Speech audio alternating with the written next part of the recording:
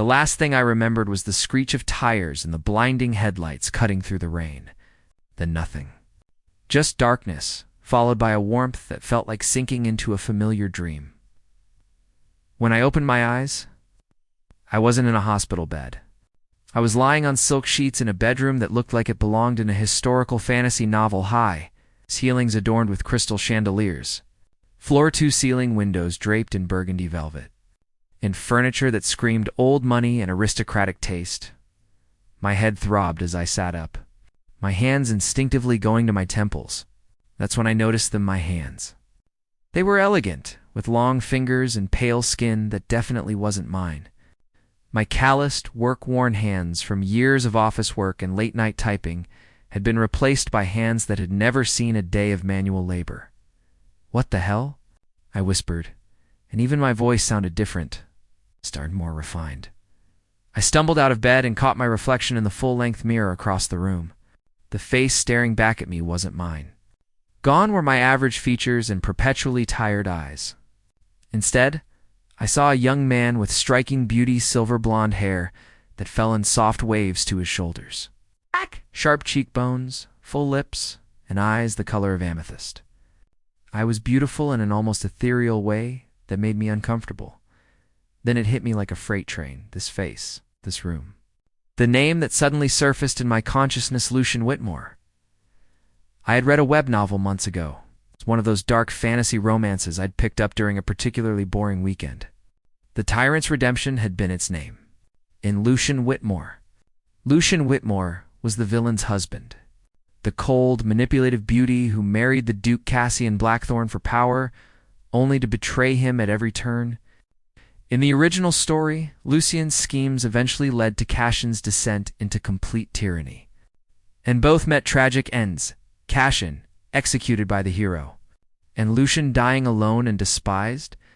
No, I breathed, backing away from the mirror. This can't be real. The memories flooding my mind told a different story. I could feel Lucian's past, his loveless childhood in a noble family that valued politics over people, his arranged marriage to Cassian just 3 months ago, and the Cold War that had defined their relationship since. The door to the bedroom suddenly swung open, and a maid entered with a curtsy. "Good morning, my lord. His Grace requests your presence for breakfast." His Grace. Duke Cassian Blackthorne. The villain, my husband? My mouth went dry. "Of course. Tell him I'll be down shortly." The maid nodded and left. I stood there, my heart pounding. In the novel, Cassian was described as ruthlessly handsome and dangerously intelligent. He was the antagonist who stood in the way of the hero's romance, a man driven by ambition and hardened by betrayal. And Lucian, the original Lucian, had only made things worse by treating him with contempt and plotting behind his back. But I wasn't the original Lucian. I was just a 20-odd-year-old office worker who'd read too many romance novels and somehow ended up in one. As I dressed with shaking hands, the clothes were far more elaborate than anything I'd ever worn.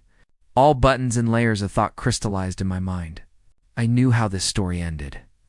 I knew that the path of schemes and betrayal led only to destruction. Maybe I could change it if I treated Cassian differently. If I showed him kindness instead of cruelty, perhaps I could avoid the tragic ending that awaited both of us. It was a long shot, but what other choice did I have? I made my way through the labyrinthian halls of Blackthorne Manor, guided by muscle memory I didn't know I possessed. The estate was as grand as I'd imagined: dark wood paneling, paintings of stern ancestors, and an atmosphere that felt heavy with secrets. The breakfast room was smaller than I expected. Intimate even, with morning light streaming through tall windows. And there, seated at the head of a table laden with food, was Cassian Blackthorne. The novel hadn't done him justice. He was devastatingly handsome in a way that made my breath catch. Dark hair swept back from a face of sharp angles and aristocratic beauty, with eyes so dark they were almost black. He wore a simple white shirt and dark vest, but he carried himself with the kind of authority that needed no embellishment. There was something predatory in the way he moved, like a panther pretending to be tame. Those dark eyes lifted to meet mine, and I felt pinned in place. "Lucian," he said, his voice deep and smooth as aged whiskey. How unexpected. You usually take breakfast in your room? The original Lucian had avoided Cassian whenever possible. Another mistake I could correct. I took a breath and moved to the table, taking a seat not at the far end as Lucian typically did, but closer to Cassian. I thought, it might be nice to have breakfast together, like a proper married couple. Something flickered in Cassian's eyes, surprise, suspicion, maybe both. He set down his cup of tea with deliberate care. A proper married couple, he repeated, his tone unreadable. That's a novel concept for us, isn't it? I could feel the tension between us, thick as fog. In the novel, their marriage had been described as a beautiful prison. Two people trapped in obligation with no warmth between them. Perhaps it's time we change that, I said softly. Meeting his gaze despite the intimidation I felt. We are husband and husband, after all. Shouldn't we at least try to make the best of it? Cassian leaned back in his chair, studying me with an intensity that made me want to squirm. Who are you, and what have you done with my cold, disdainful husband? He was joking, but there was an edge to it. I managed a small smile. Maybe I woke up this morning and realized I've been making a mistake. Maybe I want to try something different. Different, he murmured, still watching me like I was a puzzle he couldn't quite solve. How intriguing. We ate in silence for a while, but it wasn't the hostile silence I'd expected. It was more curious. I could feel Cassian's gaze on me throughout the meal, assessing, questioning. I have business in the city today, he said finally. Estate matters. You're welcome to accompany me if you wish. The old Lucian would have refused immediately, preferring to spend his days plotting or meeting with his own circle of aristocratic friends. But I wasn't the old Lucian. I'd like that, I said. Thank you for the invitation. For just a moment, I saw something soften in Cassian's expressions. So brief, I might have imagined it. Then his mask of cool authority slid back into place. We leave in an hour, he said, standing. Try not to change your mind. As he walked past me, I caught the scent of bergamot and something darker, more mysterious. My heart did a strange flip in my chest. This was going to be more complicated than I'd thought. The carriage ride into the city was an exercise in restraint. Cassian sat across from me, one leg crossed over the other, reading through documents with the kind of focus that spoke of a brilliant mind always at work. I found myself stealing glances at him, noting the way the light played across his features, the elegant movement of his hands as he turned pages. He was beautiful and terrifying in equal measure. You're staring, he said, without looking up from his papers. I felt heat rise to my cheeks. I was just thinking about... Now he did look up, one dark eyebrow raised, about how little I know of your work, your business. I gestured to the documents. We've been married 3 months, and I don't even know what occupies most of your time.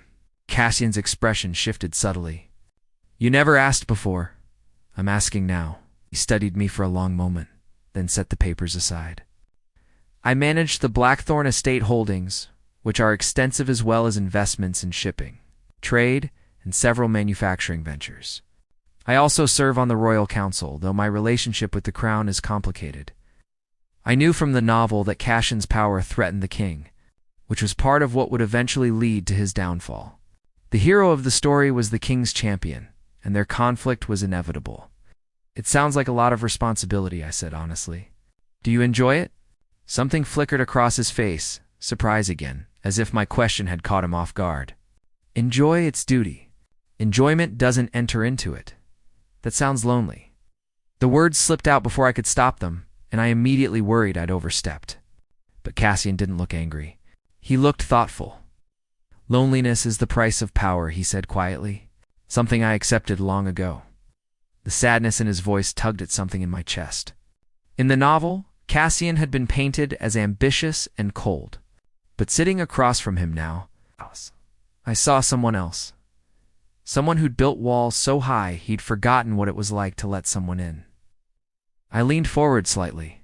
What if it didn't have to be? The price, I mean.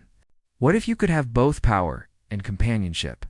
Cassian's dark eyes locked onto mine with an intensity that made my breath catch. Are you offering to be that companion, Lucian? After 3 months of barely tolerating my presence, people can change, I said softly. Maybe I want to try to be a better husband to you. The air between us felt charged, electric. For a moment, I thought he might say something vulnerable, might let his guard down. But then his expression shuddered again, and he turned back to his papers. We'll see, was all he said. The city of Evermere was stunning, a sprawling metropolis of stone buildings, bustling markets, and winding cobblestone streets. Cassian's business took us to a merchant's district, where he met with various traders and suppliers. I stayed by his side throughout, observing. How he conducted himself, he was impressive to watch. Commanding without being cruel, firm but fair. People respected him, though I could sense the fear underneath. The Duke of Blackthorne was not a man to be crossed, but I also noticed the small things, how he ensured a widow received fair compensation for her late husband's goods, how he personally checked that the workers in his warehouses had safe conditions. These weren't the actions of a simple villain. During a break, we found ourselves in a small garden cafe overlooking the city. Cassian ordered tea for both of us, and we sat in companionable silence for a while. You're different today, he said finally. Not just kind, genuinely different. As if you're seeing everything for the first time. He was far too perceptive. I scrambled for an explanation.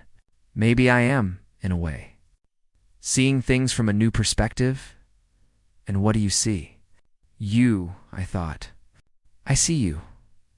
But what I said was, I see someone who works hard and cares more than he lets on. Someone who's been told his whole life that showing vulnerability is weakness. Cassian's cup paused halfway to his lips. He set it down carefully. You presume to know a great deal about me after one day of changed behavior? Am I wrong? He didn't answer immediately. Instead, he looked out over the city, his profile sharp against the afternoon sky. My father taught me that the world is divided into those who have power and those who are subject to it. He said that love, kindness, trust, these are luxuries for people who can afford to be weak. I built my life on that principle, and has it made you happy? I asked gently. Cassian turned to look at me, and for just a moment, his mask slipped completely. I saw exhaustion there, and loneliness so deep it made my heart ache. No, he said simply, but it's kept me alive. I reached across the table, surprising both of us, and placed my hand over his. His skin was warm, and I felt him tense at the contact. Maybe it's time to try living instead of just surviving. For several heartbeats, Cassian stared at our joined hands. Then, slowly, almost hesitantly, his fingers curled around mine. You're either very brave or very foolish, Lucian Whitmore, he murmured. I haven't decided which yet. Maybe both, I said with a small smile. The corner of his mouth twitched, not quite a smile, but close. It felt like a victory. The following weeks brought a shift in the dynamics of Blackthorne Manor, where once the halls had been cold and silent, filled with the tension of two people avoiding each other. Now there was something different, something warmer, yet infinitely more complicated. I made it my mission to spend time with Cassian, not smothering him, but being present. I joined him for meals, asked about his work, and slowly, carefully, began to learn who he was beneath the armor he wore. And what I discovered fascinated me. Cassian was brilliant. Yes, but also surprisingly well-read. He had a dry sense of humor that caught me off guard and made me laugh. He was passionate about architecture and had designed several buildings in the city himself.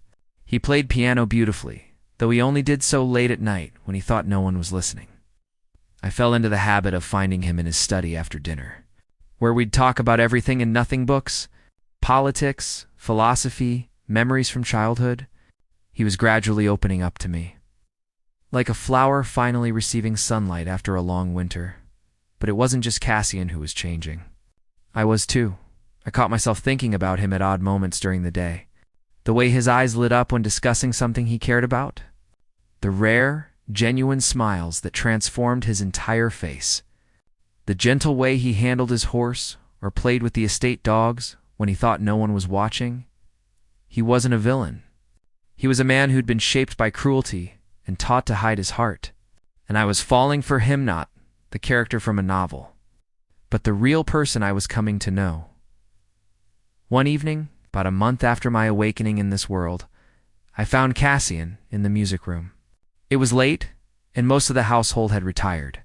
He sat at the grand piano, playing something hauntingly beautiful. I stood in the doorway, not wanting to interrupt. But he must have sensed my presence because his hands stilled on the keys. "You're supposed to be asleep," he said, without turning around. "I heard music," I replied, stepping into the room. "I didn't know you played. There are many things you don't know about me?" But his tone wasn't harsh, more resigned. I moved closer until I stood beside the piano. "Then tell me. I want to know." Cassian finally looked up at me, and in the soft lamplight he looked younger somehow. Vulnerable. Why? Why this sudden interest, Lucian? What do you want from me? The question hung in the air between us. What did I want? At first, I'd told myself it was about survival, about changing the story to avoid a tragic ending. But somewhere along the way, it had become about more than that. "I want to understand you," I said honestly. "I want to know what makes you happy, what keeps you awake at night, what you dream about when you let yourself dream. Ow. And if what I dream about is impossible, then we'll find new dreams." Cassian stood abruptly, moving to the window that overlooked the moonlit gardens. His shoulders were tense, his hands clasped behind his back. "Do you know what my father told me on his deathbed?" I shook my head, even though he wasn't looking at me. He said, "Cassian, you were born to be alone. It's the price of our name, our power. Anyone who claims to care for you only wants what you can give them. Trust no one, love no one, need no one." His voice was flat, emotionless, but I could hear the pain underneath. I was 15 years old. My heart clenched. "That's horrible." "That's reality," he countered. Or at least it was. "When I married you, I expected nothing different. Another political arrangement, another person who would tolerate my presence for the sake of wealth and status. And you lived up to those expectations perfectly until suddenly you didn't." He turned to face me then, and the intensity in his dark eyes was almost overwhelming. "So I'll ask you again, Lucian. What do you want from me? Because I need to know if this is real or if it's just another game." The vulnerability in his voice, the desperate need for truth, broke something open in my chest. I crossed the space between us until we were standing close enough that I could see the flecks of gold in his dark eyes. "It's real," I said firmly. "I know I haven't been a good husband to you before. I was caught up in my own world, my own priorities. But I want to change that. I want this marriage to be real, Cassian. I want us to be real, even though I'm..." He stopped himself, jaw clenching. "Even though you're what?" I pressed gently. "Difficult, cold, dangerous. Everything people whisper about when they think I can't hear." I reached up slowly, giving him time to pull away, and placed my hand against his cheek. He tensed, but didn't move. "You're not cold. You're protecting yourself. And I don't care what people whisper.